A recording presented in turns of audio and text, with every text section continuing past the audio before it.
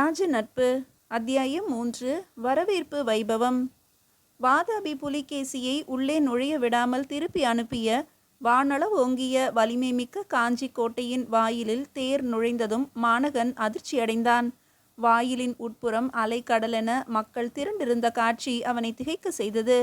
மக்களை நெருங்கி தேர் சென்றதும் இலங்கை அரசர் மாணகன் வருக, ஈழத்து வேந்தர் மாணகன் வாழ்க என்று விண்ணதிர மக்கள் முழங்கிய முழக்கம் மாணகனுக்கு பேரதிர்ச்சியையே தந்தது.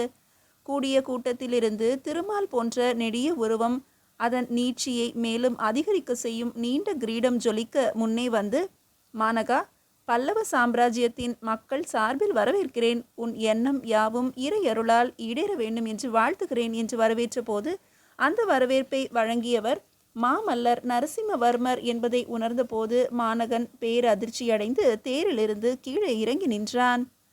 சொந்த நாட்டிலிருந்து கள்வனை போல மறைந்து ஓடி வந்து புகலிடம் நாடும் தன்னை மாமல்லர் நேரிலே வந்து வரவேற்பதை தன் கண்ணால் கண்டும் நம்ப முடியாமல் இரு கரம் கூப்பி கண்களில் நீர் மல்க பேரரசனை வணங்கினான் மாணகன்.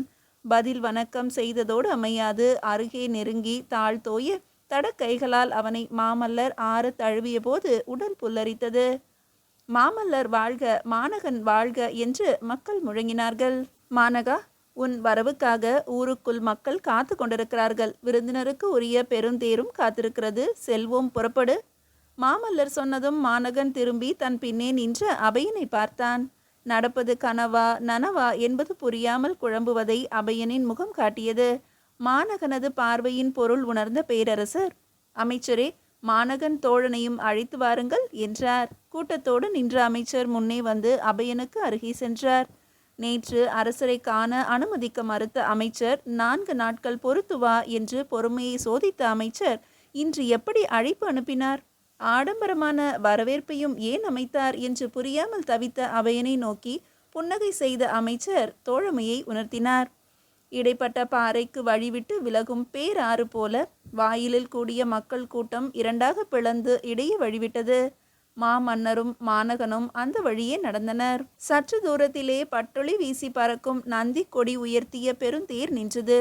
பொன் விதானமும் மணிகள் பதித்த பீடமும் கண்ணை பறிக்கும் தேரிலே கால் வைப்பதற்கும் கூசினான் மாணகன். மாமல்லர் இருக்கைகளை முன்னே நீட்டி தேரிலே ஏறுக என்று சைகை காட்ட மாணகன் தேரிலே அமர்ந்தான். தேரிலே பூட்டிய 6 வெள்ளை குதிரைகள் பூவும் பொன்னுமாக அலங்கரிக்கப்பட்டு ஓரிடத்தில் நிற்பதை வெறுத்து கொண்டு கால்களை மாற்றி மாற்றி ஊன்றி அசைந்தன.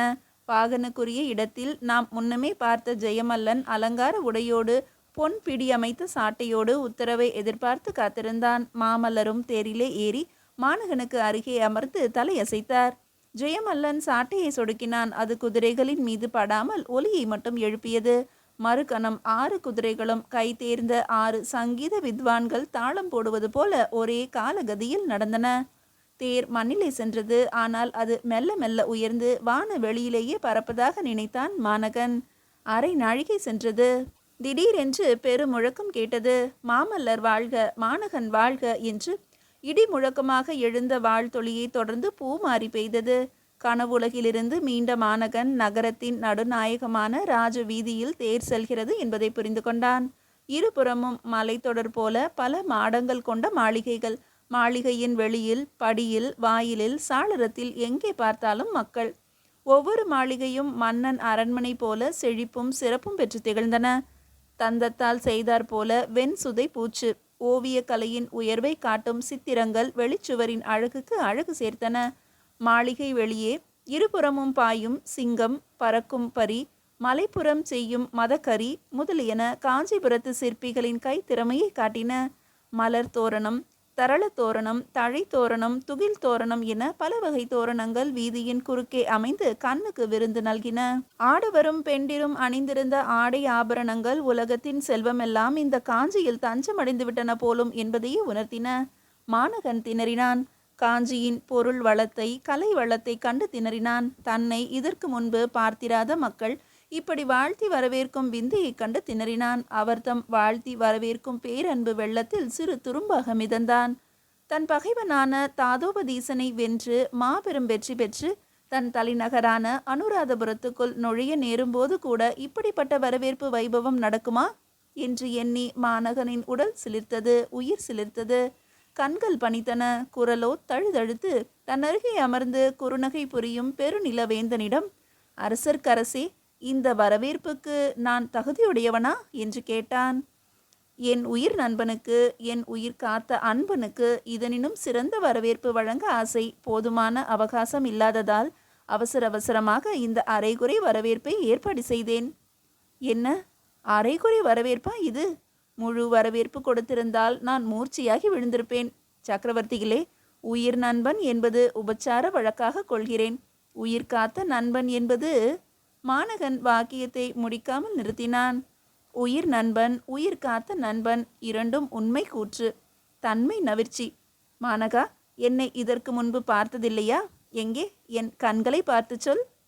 மாநகன் மாமல்லரின் மலர்ந்த விழிகளை பார்த்தான். பேசும் விழிகள், பிறர் விழிகளை கூசச் செய்யும் பேரொளி பெற்ற விழிகள். விழிகள், நயனங்கள். ஆ, நயன மனோகரன், சிற்பி செப்பிய பெயரல்லவா இது? பல்லவேந்திரா, சிற்பி நயன மனோகரன் நீங்களா? நயன மனோகரன், கண்ணுக்கு இனிய காட்சியாளன், பொருத்தமான பெயர், அர்த்தம் பொதிந்த பெயர். ஓ, அந்த காட்டெருமைக்கு கடமைப்பட்டவன் நான்.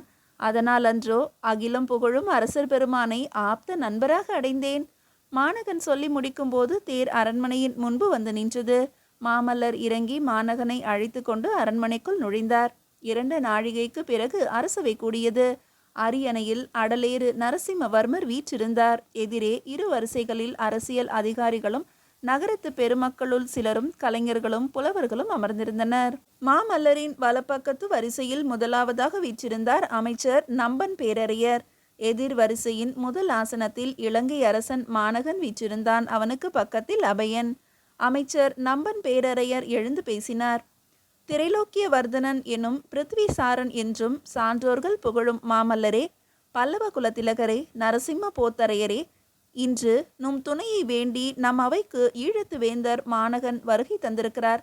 அவர் தம் விண்ணப்பத்தை இந்த அவையில் தெரிவிக்க தங்கள் அனுமதி எதிர்பார்க்கிறார். பேரறியர் பேச்சை நிறுத்தினார். பல்லவேந்திரன் மெல்ல தலையசைத்தார். அரசரின் அனுமதி அது என்பதை அறிந்த அமைச்சர், அவையோரே, இதோ என் எதிர்வரிசையில் முதலாவதாக இளம் சூரியன் போல வீற்றிருப்பவர் இலங்கையின் காவலர் காசபனின் மைந்தன் மாநகன். அவர் அருகே இருப்பவர் மாநகனின் தோழர் அபயன். இப்போது மாநகன் தம் விண்ணப்பத்தை வெளியிடுவார். அரசவையில் அமைதி. அனைவர் விழிகளும் மாநகனை அள்ளி விழுங்கின. மாநகன் இருக்கையை விட்டு எழுந்தான். மாமல்லரை நோக்கி பேசினான். கடல் கடந்து பரவும் பெரும் புகழ் பெற்ற பல்லவ பேரரசே, உங்கள் அவையில் நிற்கும் பேற்றையும் உமது நயன மனோகர தோற்றத்தை காணும் வாய்ப்பையும் தோழமை பூணும் பாக்கியத்தையும் எனக்கு பெற்றுத்தந்த என் பகைவன் தாதோபதீசனுக்கு உண்மையில் நான் நன்றி தெரிவிக்க வேண்டும்.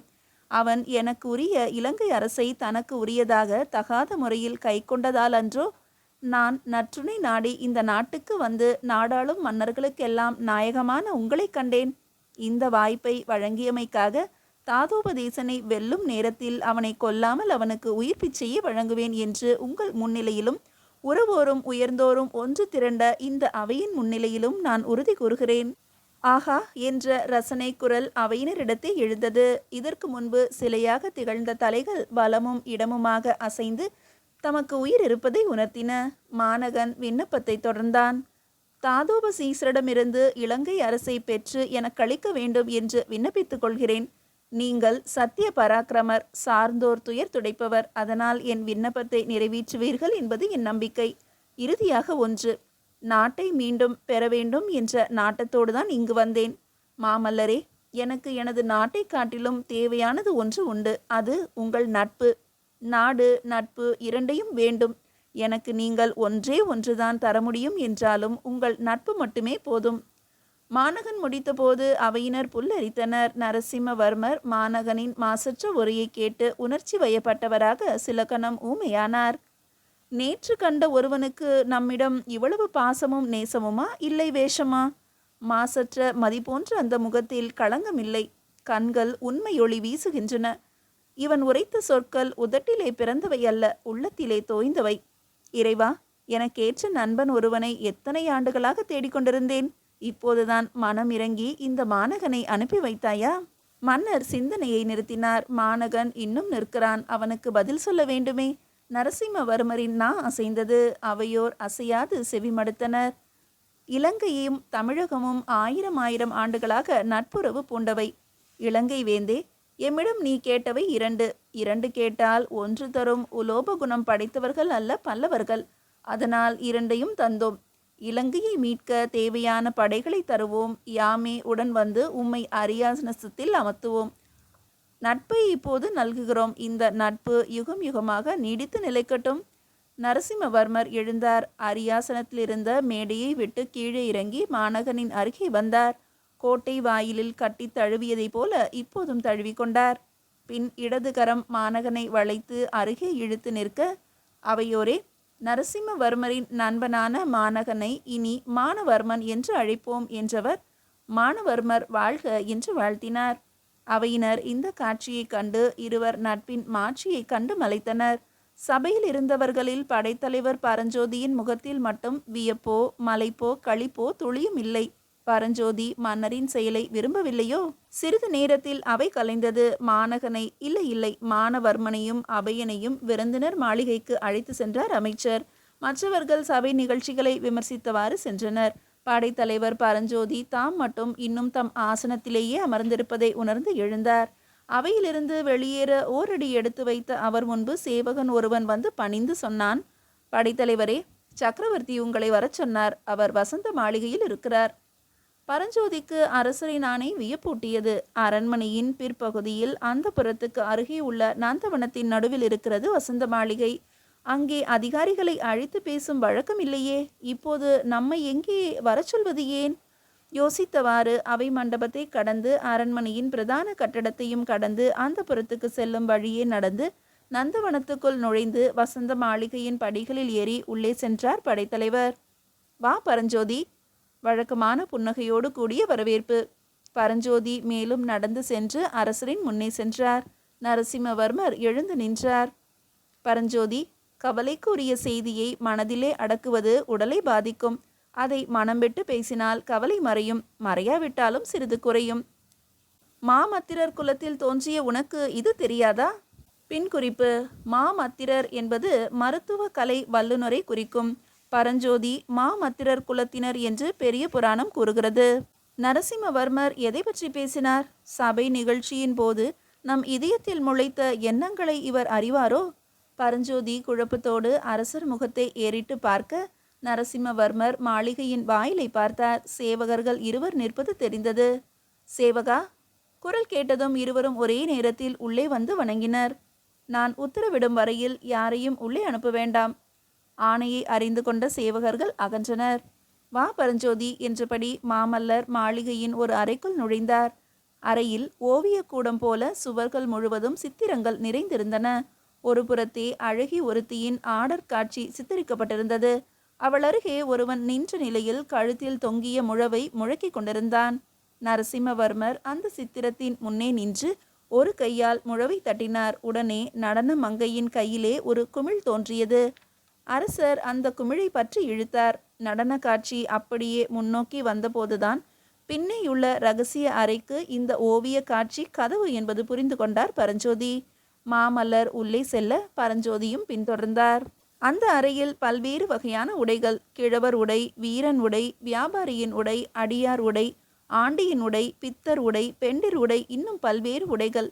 சில கொடியில் தொங்கின, சில பொம்மை உருவங்களை அணி செய்தன, சில பெட்டிகளில் தூங்கின. மாமல்லர் மாறுவேடம் பூணும் ஒப்பனை அறை அது என்பதை அறிந்து கொண்டாலும் அங்கே தன்னை அழைத்து வந்தது ஏன் என்பதை விளங்கி கொள்ள முடியாமல் வேந்தரை பார்த்தார் பரஞ்சோதி. பரஞ்சோதி, அதோ அந்த மூலையில் இருக்கும் பெட்டிகளை திற. பரஞ்சோதி அரசர் காட்டிய மூலையை பார்த்தார். 3 மரப்பெட்டிகள் இருந்தன. அவை பெரியவை. ஒவ்வொன்றும் ஒரு மூட்டை நெல்லை கொள்ளும். இவற்றுக்குள் என்ன இருக்கும் என்று யோசித்தவாறு ஒரு பெட்டியின் மூடியை திறந்த படைத்தலைவர் ஆச்சரியத்தை அடக்க முடியாமல் ஹா என்று வாய்விட்டு கூறினார். மீதியை அடுத்த அத்தியாயத்தில் காணலாம். பின் குறிப்பு: நரசிம்மவர்மரின் சிறப்பு பெயர்கள்: 1. திரைலோக்கியவர்தனன், உலகத்தையும் வளர்ப்பவன். பிருத்விராஜன், உலகத்தின் சாரமாக உள்ளவன்.